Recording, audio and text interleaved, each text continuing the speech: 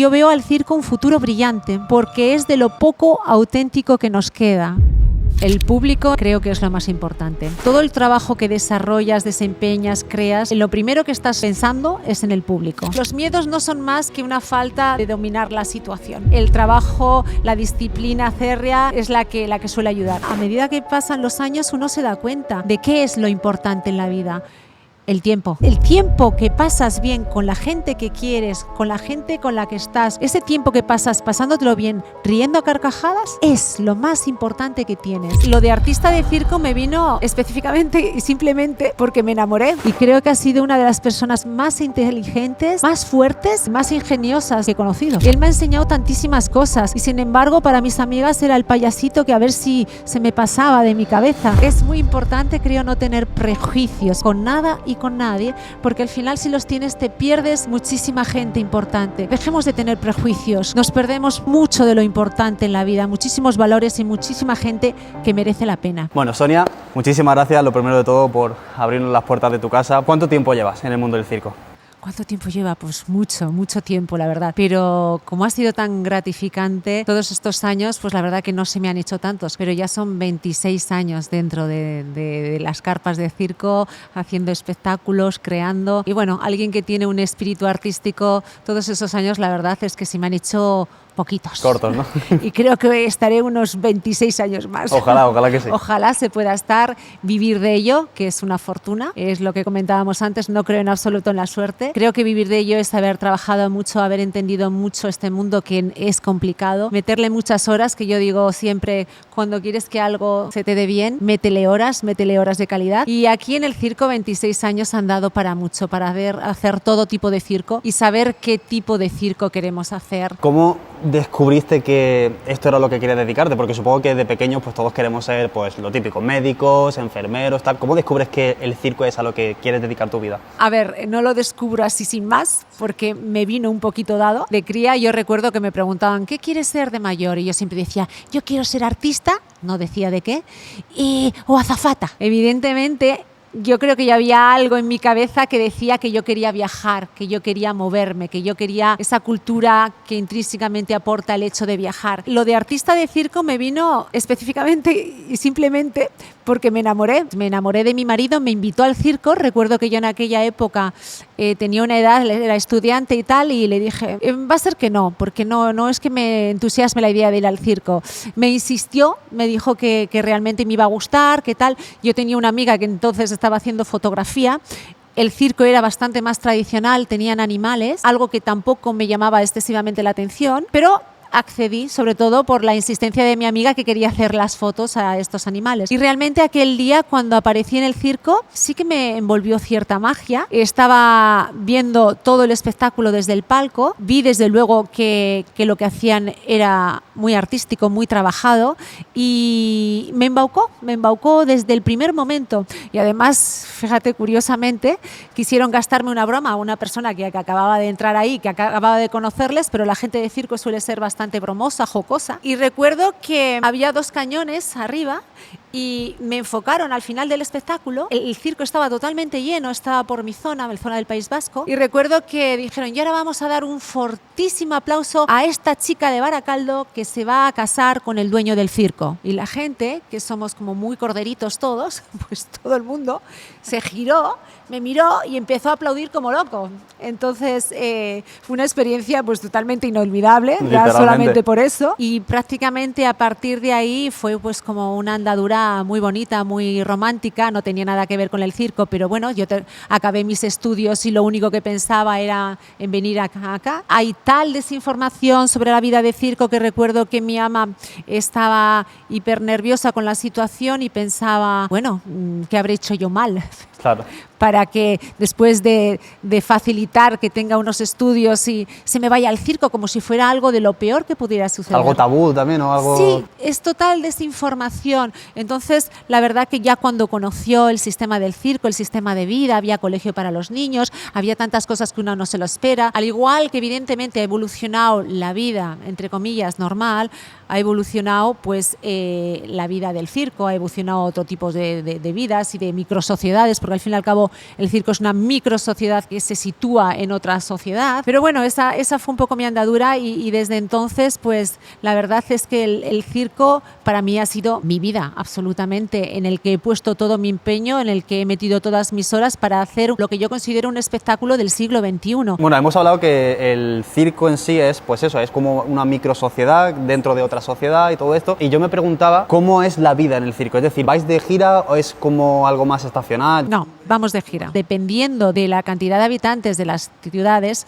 pues estamos un tiempo u otro. Pero normalmente nos estacionamos más o menos 15-20 días. Hoy en día, evidentemente, por la falta de espacio, por logística, creo que lo más difícil es estanciarse en algún lugar y es lo que más cuesta, porque claro, hay que darse cuenta que primero hay que poner una estancia en el ayuntamiento, todo eso burocráticamente y la tramitación lleva un tiempo. Yo siempre lo comparo con abrir una empresa cada vez que te estancias en un sitio, porque la demanda de cada ayuntamiento, que además como no hay una regularización en cuanto a circos, puede provenir de la policía, de urbanismo, de cultura, que yo lo veo lo más apropiado, claro, ¿no? digo yo. No es así en la mayoría de los ayuntamientos. Entonces, debido a esta no regularización, en cada población se entra de una manera diferente.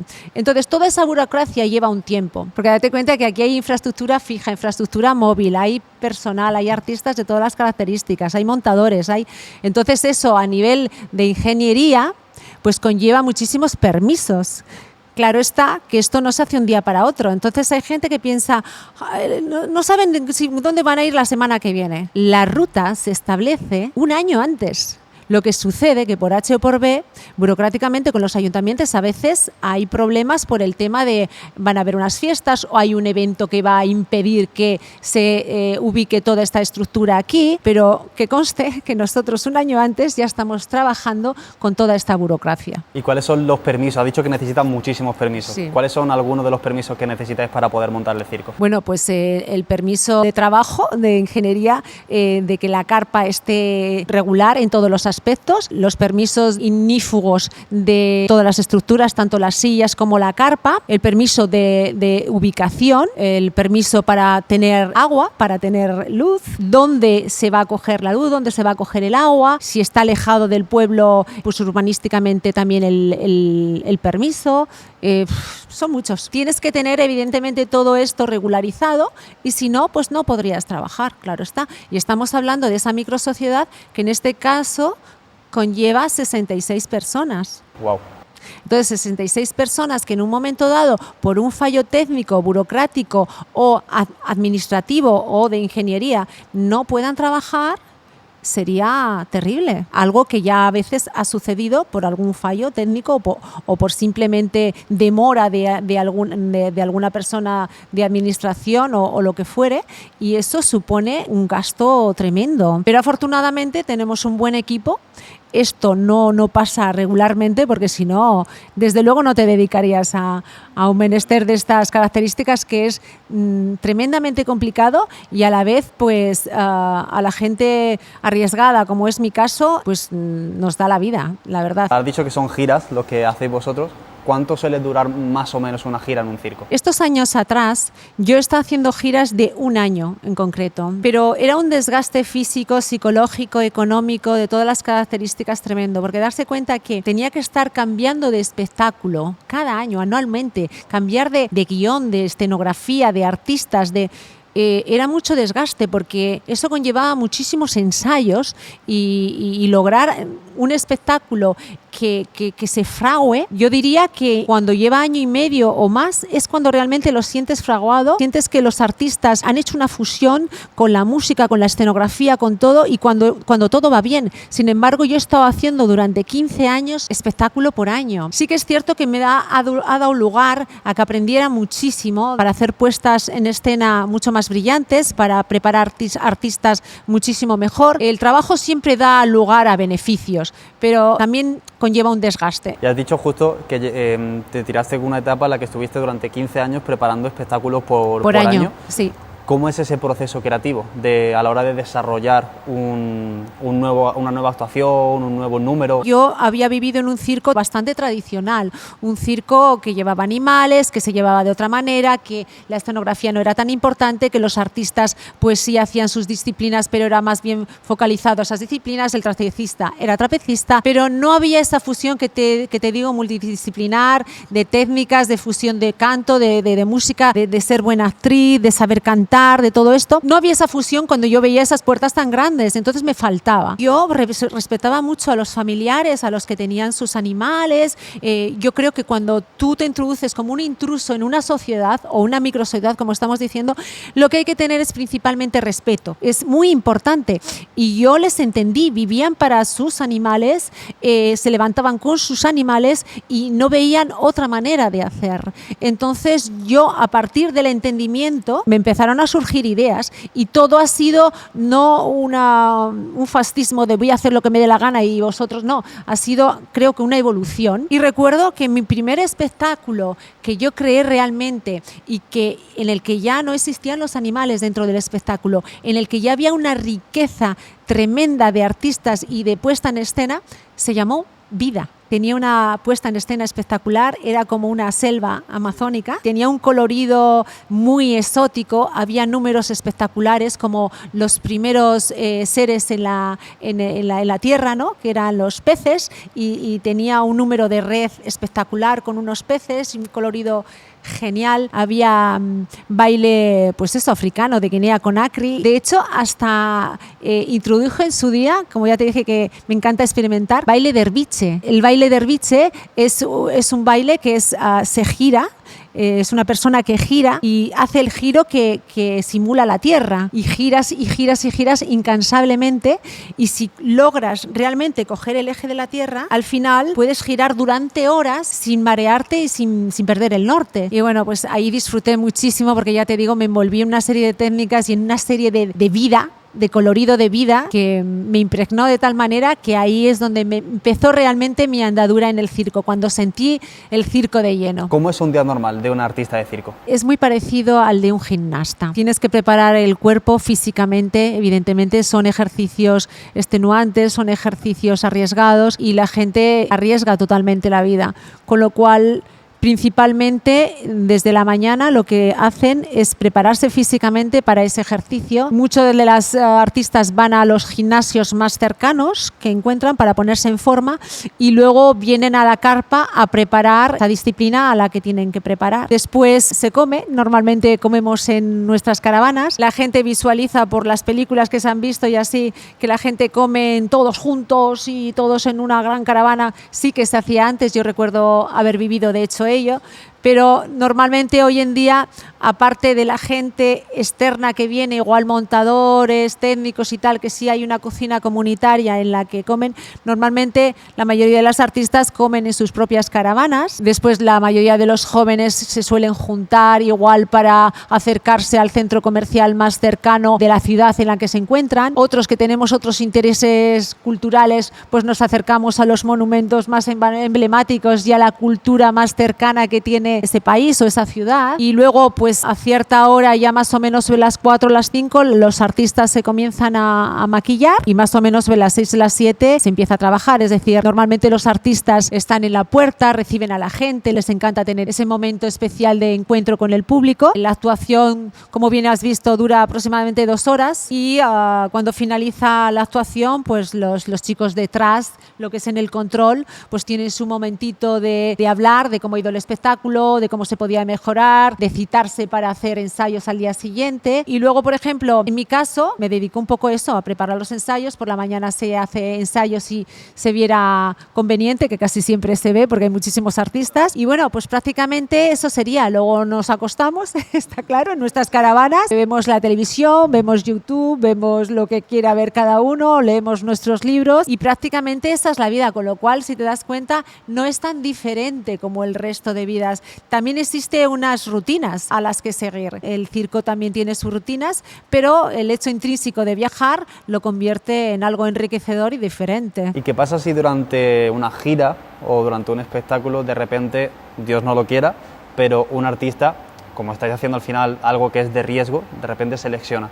¿Qué pasa si un artista de circo se lesiona? ¿Hay alguna bolsa de reemplazo? Sí, normalmente para los personajes principales tenemos cover porque sería inviable de otra manera. Sí que es cierto que si alguno de los artistas que hacen una disciplina muy importante pero no están dentro del guión, quiero decir que no hablan demasiado, que no están envueltos realmente en la dramaturgia y tal, pues puede ser que no sean sustituidos, sino sean sustituidos por otro número, el cual pudiera seguir la línea argumental, pero realmente la disciplina sería totalmente diferente, que ya me ha pasado. Me he vuelto un poco loca, pero finalmente consigues realmente integrarlo y que realmente siga teniendo un sentido el espectáculo. ¿Y cómo gestiona un artista de circo el miedo? El miedo ya me refiero al fracaso, miedo a que no salga bien, miedo a la propia autocrítica de a lo mejor sentir que no lo estás haciendo como tú querías hacerlo. ¿Cómo se gestiona todo eso? Bueno, la verdad es que yo soy muy partidaria de que todo a lo que se tiene miedo es porque no se domina. Con lo cual, las personas que me han impregnado de esa sensación de miedo, que sentían ese miedo, de que lo que sí que he hecho es impregnarles de esa mi idea de que las horas de trabajo son lo que hace quitar los miedos. Entonces, normalmente nos hemos citado muchas mañanas tempraneras en las que hemos practicado muy y mucho y finalmente esos miedos han desaparecido. Los miedos no son más que una falta de dominar la situación. Entonces, yo soy partidaria de que el trabajo, la disciplina férrea es la que suele ayudar. Y cuando pasa que incluso con eso aún sigues con los miedos, esta falta de seguridad en ti mismo, pues también sigo pensando que la práctica ayuda. Con lo cual, cuando ya veo un número técnicamente preparado y sigo viendo ciertos miedos, suelen ir a la palestra dentro y a fuerza de trabajar y de enfrentarse al público y de enfrentarse a las situaciones, a las luces y a todo, finalmente esos miedos acaban por disiparse. A veces ese miedo, ese pequeño miedo que tenemos, esa adrenalina es necesaria para hacer este tipo de trabajos. Nunca va a ser nada igual. ¿Qué va a pasar? ¿Cómo va a reaccionar la gente? Es siempre una incertidumbre y la incertidumbre también provoca esos miedos. Pero bueno, creo que es un poquito en una dosis normal, creo que es absolutamente necesaria. Es al final verlo como un compañero de vida, por así decirlo, que te ayude y te impulsa a dar tu mejor versión en ese sentido. Absolutamente así como lo has dicho. Y justamente hemos estado hablando también del público, del miedo escénico y al final yo creo que el público al final forma parte fundamental de todos los espectáculos. Entonces, ¿hasta qué punto os influye la actitud del público para vosotros determinar que estáis haciendo una buena o una mala actuación? El público en cualquier tipo de espectáculo, ya sea circo, lo que fuere, creo que es lo más importante. Creo que todo el trabajo que desarrollas, desempeñas, creas, lo primero que estás pensando es en el público. Y entonces, pues como bien dices, si no existe eso, para nosotros no existe nada. O sea, yo no empiezo a crear si yo no pienso en el público. Mi idea y mi ilusión era que pudiera la gente franquear las puertas y pasar 2 horas completamente evadidos de su realidad, que a veces no es tan maravillosa, que se vinieran a esa realidad de una mansión encantada y que realmente pudieran vivir 2 horas inolvidables de pasarlo bien en familia, con la gente que quieren, con amigos y pensar, ¿qué es lo que te llevas al fin y al cabo? Son esos ratos, es que no te llevas más. Entonces la vida, a medida que pasan los años, uno se da cuenta de qué es lo importante en la vida. El tiempo. Todo el mundo lo dirá y a veces no sabe por qué lo dice, pero yo lo tengo muy claro. El tiempo que pasas bien con la gente que quieres, con la gente con la que estás, con la gente que te gusta vivir, ese tiempo que pasas pasándotelo bien, riendo a carcajadas, es lo más importante que tienes. Por eso yo soy tan forofa de lo que hago, porque realmente veo a esa gente que ríe, que lo pasa bien y sé que a veces son momentos inolvidables que van a guardar. Entonces, para una persona creativa que consiga ese objetivo, crees que es lo mejor. Exacto, y al final lo conseguís. Y lo digo de primera mano, que yo fue así como me sentí. Lo conseguisteis conmigo, conmigo y con mi madre, que estábamos ahí los tres, mi madre y mi abuelo. Me alegro tanto. Y nos lo pasamos increíble. Yo, como te he dicho, era la primera vez que venía y dije, yo quiero seguir viniendo a esto porque fue una pasada, me encantó. Me alegro tanto, Ernesto, porque ya te digo que hay mucha franja de edad que comprende tu edad, que son muy escépticos a pensar que se les haya perdido algo en el circo que les pueda interesar. Afortunadamente, ese tiempo ya pasado, ya se va acercando cada vez más gente que comprende esa edad, que yo lo considero un triunfo siempre. Sí, total. Y entonces veo que se dan cuenta el cambio que ha dado esta puesta en escena de los circos del siglo XXI, y estoy realmente satisfecha de lo que me estás diciendo, porque te lo has pasado bien en familia. Has comprendido que hay técnicas complicadas, que hay mucho trabajo de por medio y que hay muchos artistas de tu edad, mayores, menores, muy preparados, que están dispuestísimos a hacértelo pasar bien, y que esas técnicas en las que han metido horas tú las aprecias, y quizás hoy en día más que nunca por el mero hecho de que trabajamos todos con realidades virtuales. ¿Y qué hay más real ahora, hoy en día, que decían que era un mundo de fantasía, un mundo irreal? Pues ¿qué hay más real que realmente las disciplinas y el trabajo del circo? Yo he aprendido mucho de mi marido, porque yo recuerdo que en la época en la que era estudiante, mis amigas me decían, pues él había sido cómico desde que era crío y payaso y bueno, y trapecista y tal, y siempre me decían, bueno, ya se te pasará el caprichito del circo, ¿no? Como diciendo, ahí no se te ha perdido nada. Y sin embargo, creo que es de una de las personas que más he aprendido en mi vida, a reírse de las cosas que a veces pues daba la sensación que no tenían gracia, a tener esperanza, a entender a la gente, a tomárselo todo de una manera cómica, a tener paciencia, a que las culturas es simplemente tener entendimiento con la gente, que todo se puede solventar, porque él ha estado acostumbrado a estar siempre con gente de diferentes países, culturas, etnias, religión, y eso es muy bonito.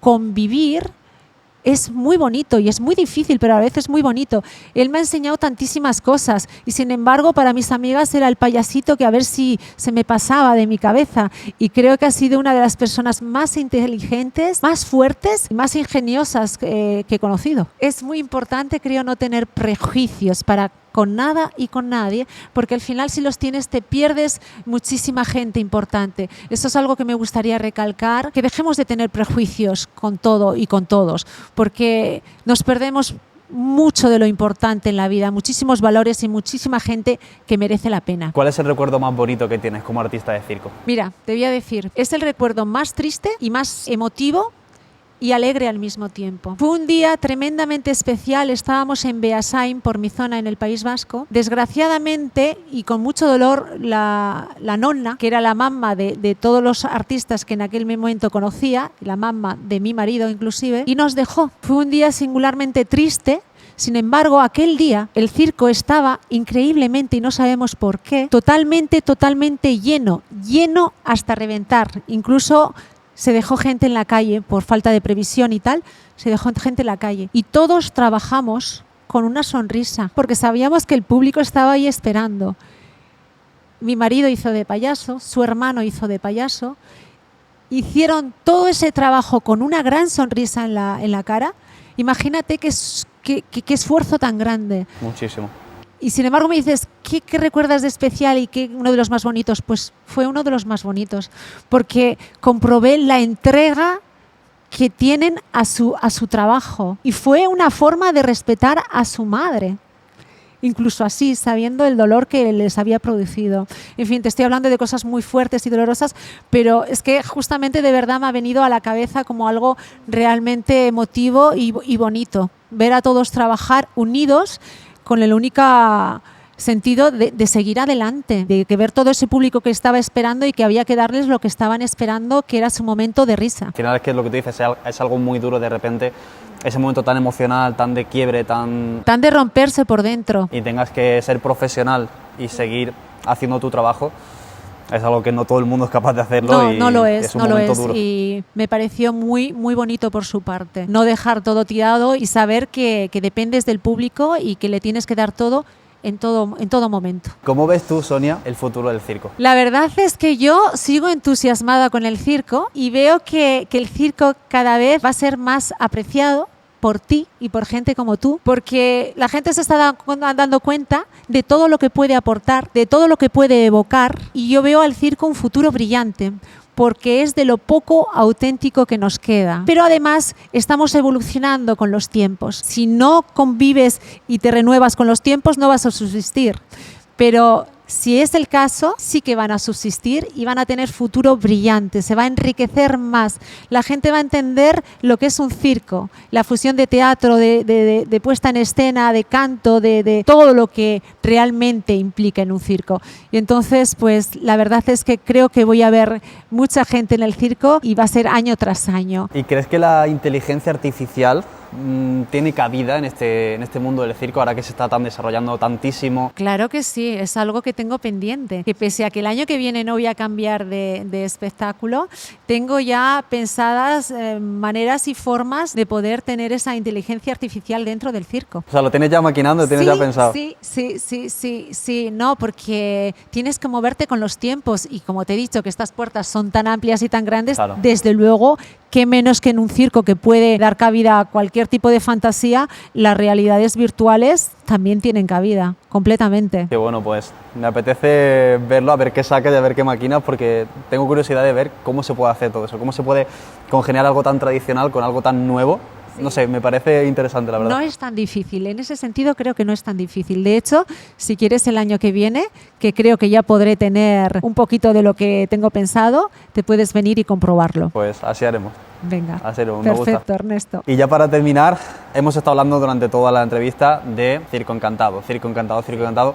Cuéntanos, ¿qué es el Circo Encantado? Bueno, el Circo Encantado es, como hemos dicho ya a lo largo de toda la entrevista, una fusión, creo que muy lograda, de muchas disciplinas y técnicas dentro de una mansión encantada, donde Pauta y Capitano, que son un poco el hilo conductor, que son los cómicos también, adentran a todos los personajes, los cuales pues ya puedan ser malabaristas, sonambulistas, y todos ellos tienen un personaje dentro de lo que es la mansión. Entonces adentran a su hija porque han tenido un problema con el coche, se vienen a la mansión, Terrorífica les da cabida dentro de la mansión, pero solamente durante día y medio, y todo lo que acontece en ese día y medio, que incluso hay muchas enseñanzas, pues como diría yo, pedagógicas. Está Madame Margot ahí arriba que les está dando enseñanzas después de cada número. Entonces todas esas vivencias fusionadas con técnicas artísticas es todo lo que van a ver dentro de la mansión encantada. Y yo de primera mano os recomiendo 100% que vengáis, porque ya lo he dicho, o sea, fue mi primera vez estando dentro del circo y me encantó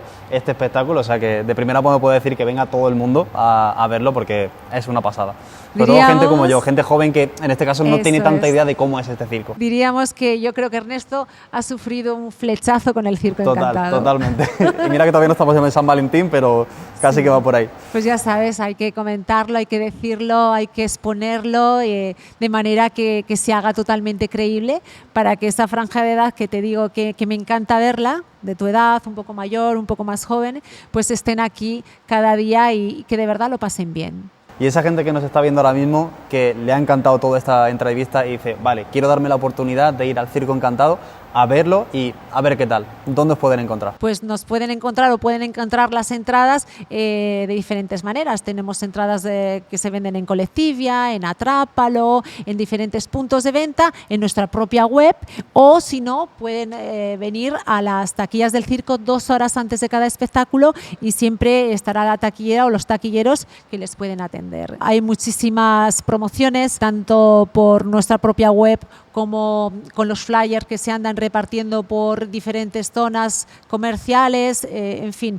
hay diferentes métodos, pero cualquiera de ellos les va a llevar aquí a la Mansión Encantada. De todas formas, como esta entrevista estará en YouTube y lo verá la gente a lo mejor en enero, luego otros lo ven en marzo, pues como seguramente vais cambiando de sitios, de ciudades, lo que voy a hacer es poner página web, la voy a poner justamente en la descripción para que todo el mundo pueda verlo y ver dónde estáis justamente en ese momento, y que si está cerca de casa, pues ya sabéis, que puedan ir para allí, que puedan disfrutarlo. No es difícil acceder al Circo Encantado. Yo creo que cualquier persona que quiera venir tiene realmente bastantes oportunidades, opciones y maneras de hacerlo. Pues Sonia, ha sido un placer tenerte en este episodio de este podcast Tirando del Hilo. De verdad, muchísimas gracias por todo. He aprendido muchísimo de este mundo que tanto me llamaba la atención, pero que nunca me había dado la oportunidad de conocer, y gracias a ti lo he podido conocer de lleno.